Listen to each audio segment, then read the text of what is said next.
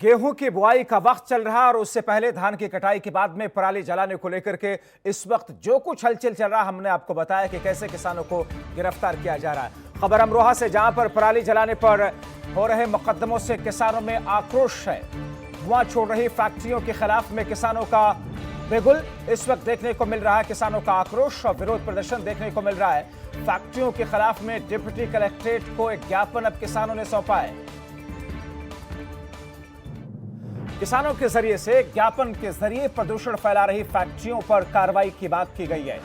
यानी कि अब किसानों का यह कहना है कि क्या प्रदूषण सिर्फ और सिर्फ किसानों की पराली के जरिए ही फैल रहा है? जो फैक्ट्रियां वहां पर हैं, जो चिमनियां लगी हुई हैं, उससे जो प्रदूषण निकलता है, क्या उस पर भी सरकार की निगाह है? क्या उसको भी रोकने का कोई आदेश जारी किया जाएगा? इन तमाम चीजों के बीच में किसानों ने अपना आक्रोश व्यक्त करते हुए, चूंकि किसानों की गिरफ्तारी की जा रही, पराली जलाने के बाद में मुकदमे दर्ज किए जा रहे हैं, इसलिए किसानों ने अब अपनी बात ज्ञापन के जरिए उन फैक्ट्रियों के खिलाफ में भी, उन पर भी कार्रवाई करने को लेकर के रखी है। ये किसान यूनियन के वो नेता, वो सारे किसान जो कि इस वक्त पहुंच करके अपना आक्रोश व्यक्त करने के साथ साथ में उन्होंने अपना ज्ञापन सौंपा है, ताकि इन तमाम चीजों को लेकर के अब मामला संज्ञान में लाया जाए। डिप्टी कलेक्ट्रेट को ये ज्ञापन दिया गया है, यानी कि कलेक्ट्रेट दफ्तर में डिप्टी कलेक्टर को यह ज्ञापन सौंपा गया है। प्रदूषण के मामले को लेकर के किसानों का जो गुस्सा है, क्योंकि किसान रबी की फसल की बुआई करने से पहले जुताई के लिए किसानों ने जिस तरीके से वहां पर ज्ञापन सौंपा, आइए आपको सुनवाते हैं कि किसानों ने क्या कुछ कहा है।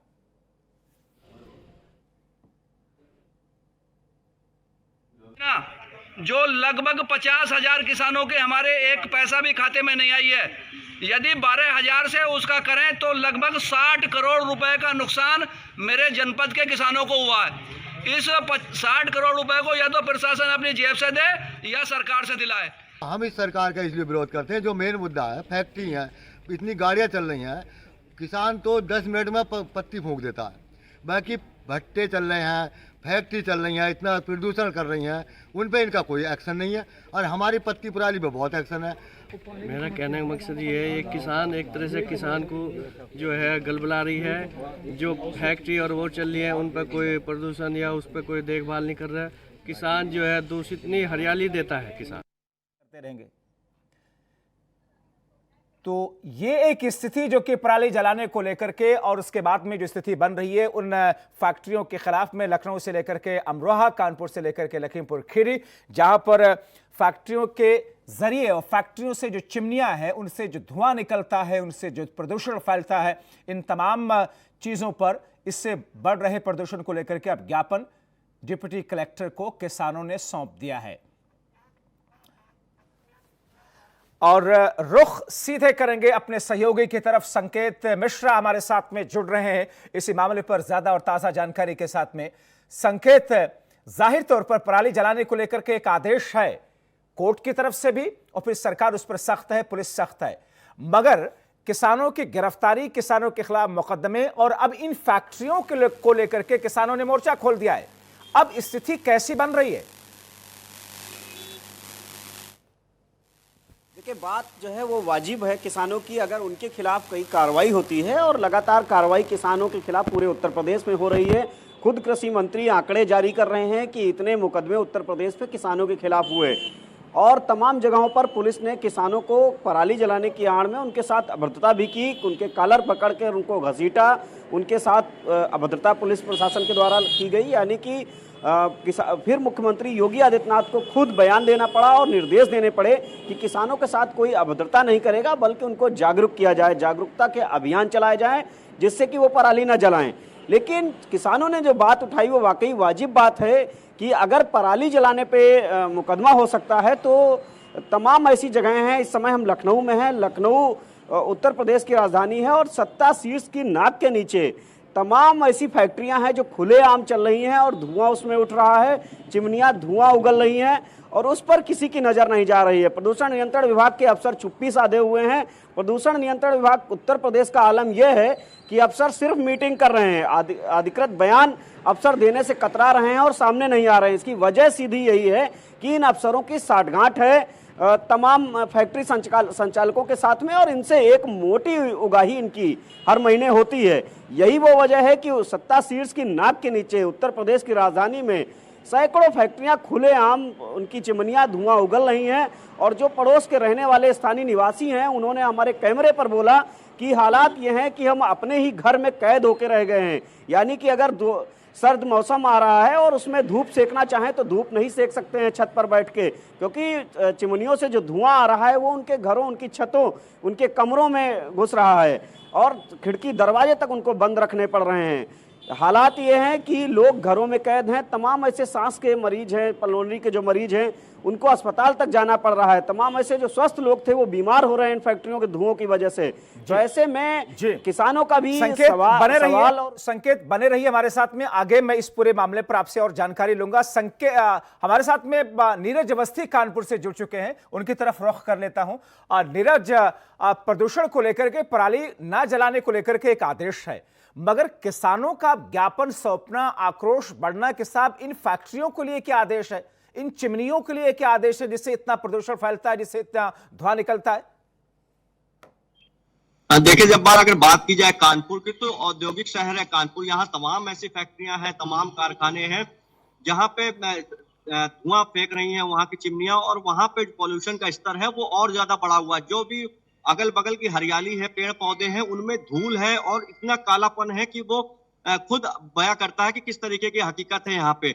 इसके अलावा गाइडलाइन अगर जारी हुई थी जिला स्तर पे, तो वो न सिर्फ किसानों के लिए बल्कि फैक्ट्री ओनर्स के लिए भी जारी हुई थी, लेकिन उस पर कोई कार्रवाई नहीं होती है। और अगर कार्रवाई होती है तो वो कार्रवाई किस तरीके की होती है कि उसमें उसका कोई भय नहीं व्याप्त हो पाता है फैक्ट्री संचालकों में, जिसके कारण उनके हौसले बुलंद रहते हैं और आमतौर पर जो गाइडलाइन फॉलो होती है उसको बिल्कुल भी फॉलो नहीं किया जाता है। और तमाम जो फैक्ट्री है, तमाम कारखाने हैं, वो इसी तरीके से चलते रहते हैं और उन पे कोई कार्रवाई नहीं की जाती है। और अधिकारियों की अगर बात की जाए जब बार, तो अधिकारी इन मामलों में साफ तौर पे सीधे नहीं बोलते हैं। यदि किसी तरीके की मीडिया के द्वारा कोई मुहिम चलाई जाती है तो 2-4 फैक्ट्री जो होती है वहां कार्रवाई करके फिर वो चुप्पी साध लेते हैं, फिर उस तरीके की कोई भी कार्रवाई नहीं हो पाती, जिससे इस तरीके की जो माहौल है वो व्याप्त है। जी अगर देखा जाए नीरज, तो उत्तर प्रदेश के पूर्वी इलाके में, वो जो पूरा बेल्ट है, मध्य यूपी या पूर्वी इलाका, सबसे ज्यादा फैक्ट्रियां अगर देखा जाए तो कानपुर भी एक शहर है जहां पर सबसे ज्यादा फैक्ट्रियां होंगी।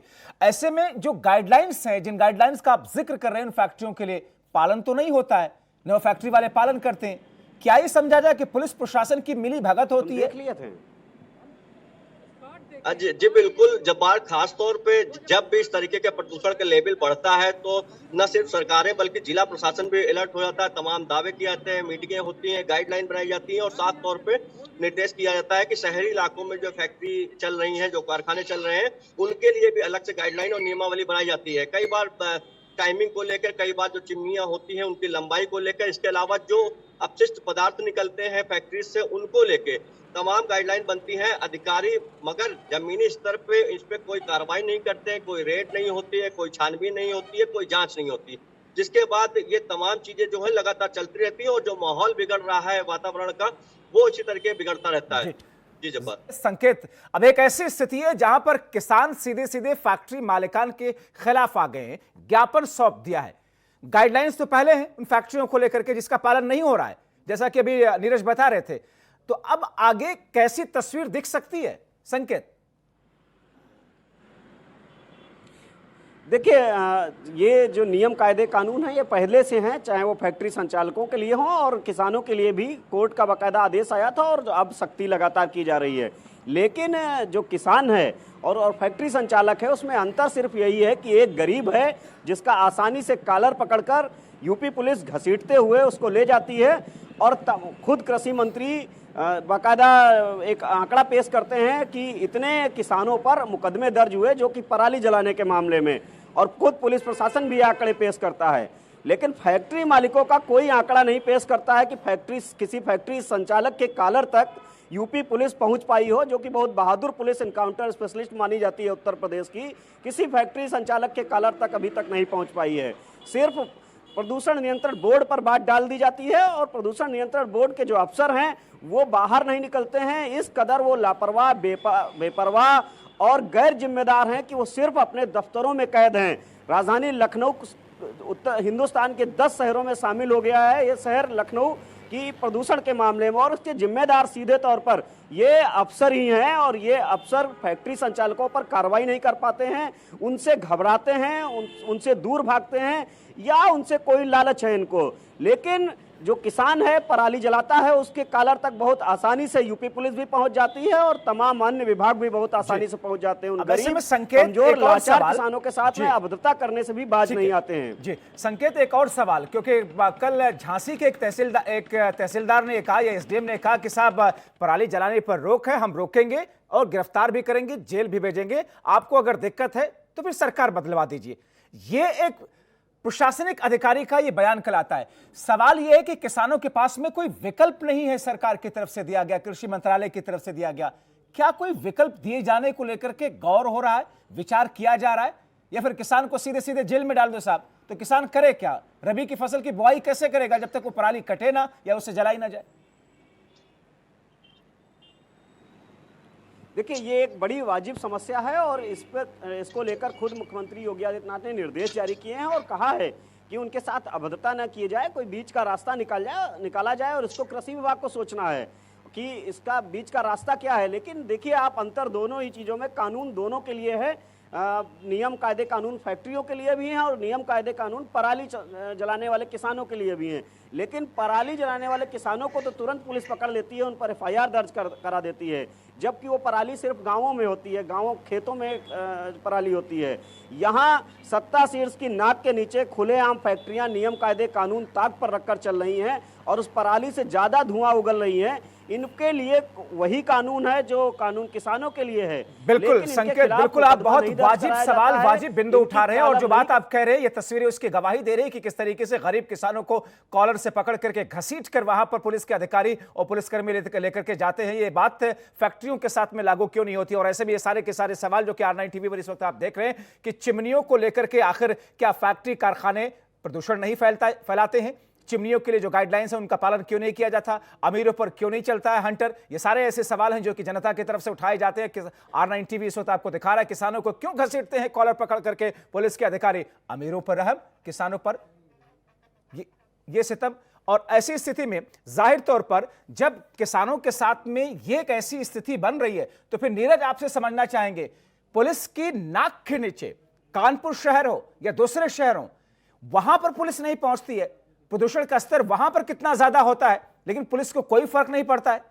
नीरज, देखिए, कानपुर की बात की जाए तो ये औद्योगिक नगरी कानपुर है और सबसे ज्यादा जो प्रदूषण है वो शहरी इलाकों में है, ना कि ग्रामीण इलाकों में। और शहर में जो फैक्ट्री है उनमें न सिर्फ वायु प्रदूषण बल्कि वहां से कई फैक्ट्रियों से गंदा केमिकल निकलता है जो आसपास जो लोग रहते हैं उनके घरों तक जाता है, जो ग्राउंड लेवल में जो पानी का जल स्तर है उसका स्वाद बिगाड़ता है और उसका रंग बिगाड़ देता है। कई एरिया ऐसे हैं, कई गांव ऐसे हैं जहां अगल बगल जो फैक्ट्री है, मगर फिर भी तो पुलिस की आंखों पर पर्दा पड़ा रहता है, आंखों पर टीन का चश्मा लगा रहता है, जिसकी वजह से वो देख नहीं पाते या सब कुछ देख करके अनजान रहते हैं, या फिर कहीं पुलिस की ही संरक्षण में ये सब कुछ तो नहीं हो रहा है। आप दोनों मेहमानों का, आप दोनों लोगों का बहुत शुक्रिया संकेत और नीरज।